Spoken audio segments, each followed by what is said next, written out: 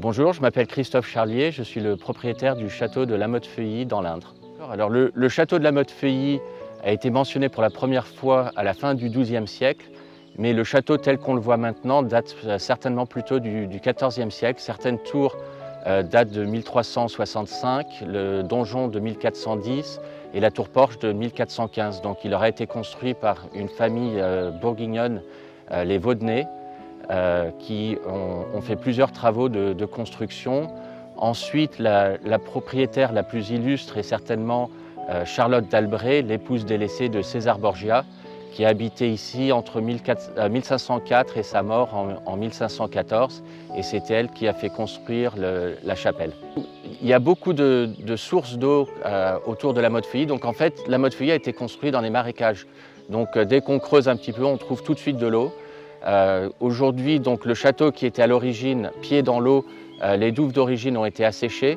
Les douves qu'on voit maintenant ont été refaites au XIXe siècle. Il y a aussi un étang au fond du jardin qu'on utilise pour se baigner. Et puis il y a les étangs d'épuration qui se trouvent au fond du jardin. Donc il y a toujours beaucoup d'eau tout autour du parc. Il y a aussi ce qu'on appelle le canal des chevaux, qui est derrière la Charlotte, où nous avons des oies et des canards.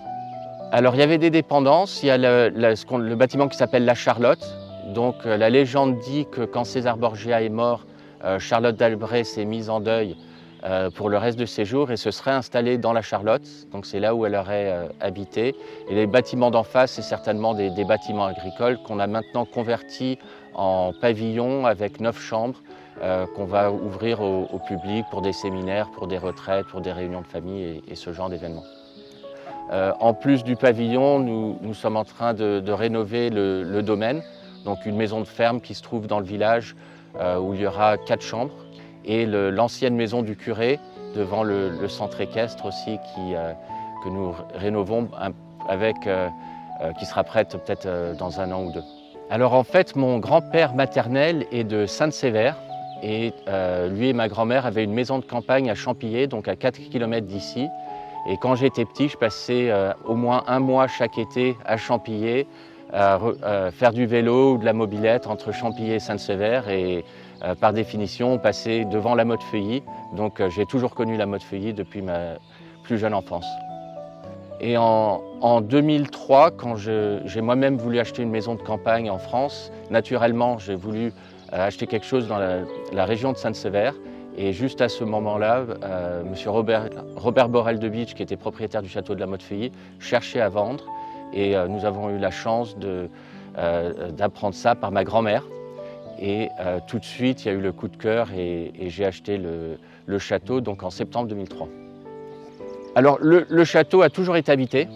Donc tout fonctionnait, il y avait l'eau, le chauffage, l'électricité, la toiture était en bon état. Il y a eu des travaux de décor à l'intérieur, il y a eu différentes rénovations dans les années 30 et 70 qu'il a fallu un petit peu remettre au goût du jour. Le parc et le jardin étaient en assez bon état, mais il a fallu quand même beaucoup de travail, notamment pour les buis. Je crois qu'on a planté 2000 pieds de buis notre premier été pour vraiment le remettre en état. Alors je n'ai pas les plans d'origine et je ne sais pas exactement qui l'aurait dessiné, mais étant donné un petit peu les familles qui étaient propriétaires, je pense que c'est les Maussabré qui auraient fait et le parc et le jardin. Ils ont été propriétaires du château entre 1783 et 1887, donc au début du 19e siècle, milieu du 19e siècle, ils auraient construit le jardin et le parc. Quand on a acheté, les carrés tels qu'on les voit aujourd'hui existaient déjà. Mais on les a un petit peu aménagés d'après nos besoins personnels et nos goûts.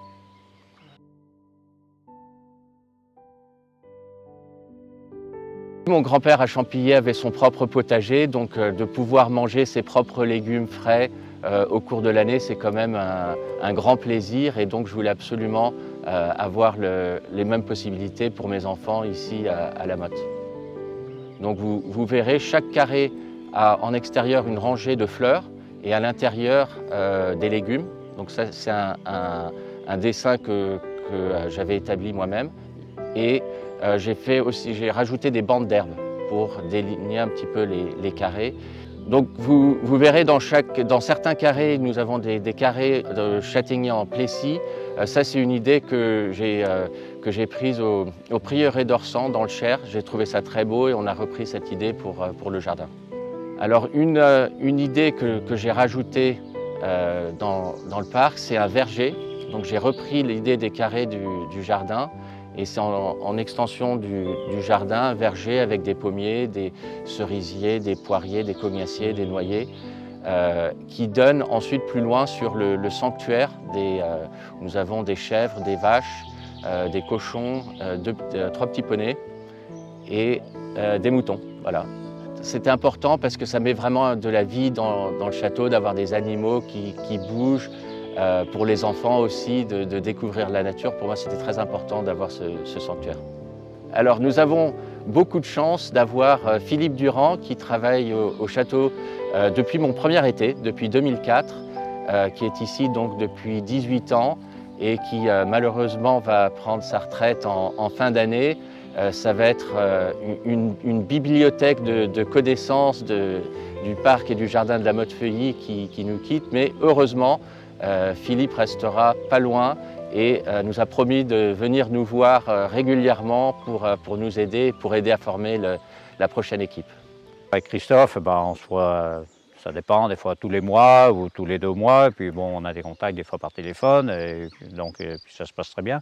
Donc la preuve, si je suis encore là, c'est peut-être qu'il se trouve pas trop mal de moi ou vice-versa. Non, mais on s'est toujours bien entendu, on s'est jamais fâché. S'il y a des choses que je fais pas bien, j'espère qu'il me le dit. Puis bon, on a toujours eu des très bons contacts. Chacun a ses opinions. Bon, moi je dis, moi je ferai comme ça. Après, M. Charlier il me dit, ah ben non, on pourrait peut-être faire autrement. Mais bon, il y a des choses, des fois, en parlant, c'est ça. Ben oui, finalement, il ferait peut-être mieux qu'on fasse comme ça. Parce qu'après, des fois, on s'aperçoit qu'on peut faire des bêtises aussi. Hein. Il n'y a que celui qui fait rien qu'on fait pas, mais bon. Déjà, bon, on voit déjà en faisant le tour s'il y a des choses qui ne vont pas ou des choses qui commencent à se passer, il faut intervenir ou ci ou ça. Donc, puis après, bon, c'est toujours facile à en parler après. On s'appelle, on se contacte. Puis après, quand il vient, oui, il y a ça. Il faudrait peut-être qu'on essaye d'améliorer ou de faire quelque chose pour pas que ça se détériore davantage, quoi.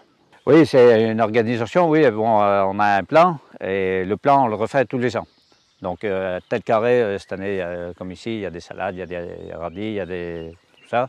Donc, l'année prochaine, ce carré ici, ce ne sera plus la même chose. Et après, on a des plantes qui poussent mieux que d'autres aussi. Donc, celles qui poussent bien, on les continue. Celles qu'on voit qui vont un peu moins bien, soit on change les variétés, ou soit on les laisse tomber et on plante autre chose à la place.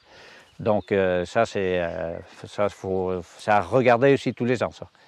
Puis après, donc l'année prochaine, ce carré ici, ce sera d'autres plantes, ce sera peut-être les pommes de terre ou les tomates. Enfin, ça, c'est après, suivant le plan de l'année d'après, on regarde de ne pas faire tout à la même place.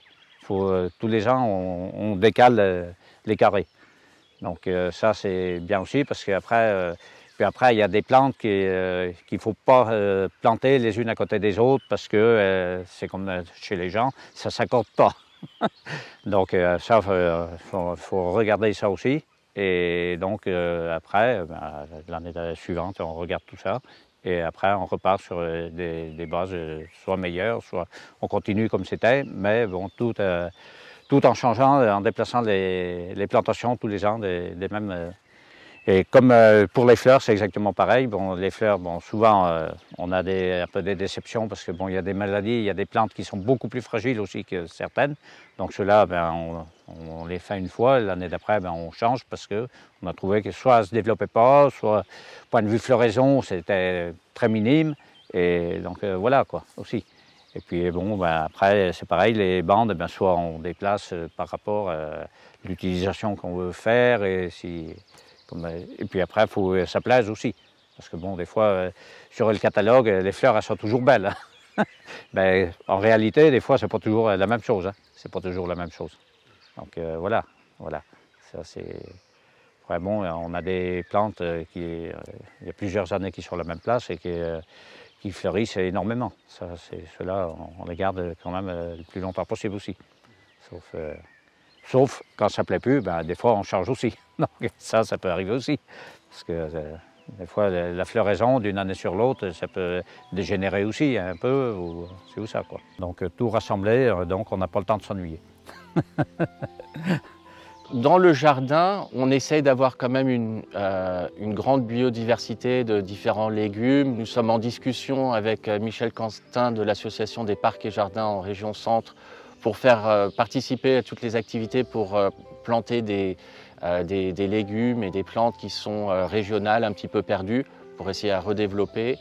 Et nous essayons de faire le plus possible en bio, d'utiliser des techniques qui sont disons plus adaptées pour un jardin potager. Et il y a les arbres. Alors on a des très beaux arbres à la Motte-Feuilly. On a un if millénaire qui est considéré comme l'arbre le plus vieux du centre de la France. On a cet alignement de tulipiers de Virginie qui date d'avant la Révolution, qui sont aussi reconnus comme étant des arbres remarquables français. Nous avons des platanes, des chênes, un ginkgo biloba, tous qui sont multicentenaires. Et c'est vraiment un plaisir de se retrouver dans ce parc pour se régénérer. C'est, comme vous entendez, avec beaucoup d'oiseaux. Alors je fais un peu de tout. Je travaille sur l'histoire du château de la Motte-Feuilly, donc je fais beaucoup de recherches à Bourges ou à Châteauroux. Je parle avec les historiens du coin. Je travaille un petit peu dans le jardin. Bon, Philippe vous dira pas assez. Je confirme, j'aimerais pouvoir passer plus de temps dans le jardin. Et puis sinon, j'ai 6 enfants, donc on passe beaucoup de temps avec eux à s'amuser dans le jardin, faire un petit peu de pêche dans les douves ou faire du sport dans le parc. Alors ici, c'est vraiment un lieu où je viens pour me régénérer. Pour mes activités professionnelles et personnelles, je voyage beaucoup à l'étranger. Et de savoir qu'à la Motte-Feuilly, il y a le château, il y a le jardin, il y a mes animaux, où que je me trouve dans le monde, de penser à la Motte-Feuilly, ça me fait énormément de bien. Et c'est vraiment mon havre de paix, mon lieu préféré dans le monde.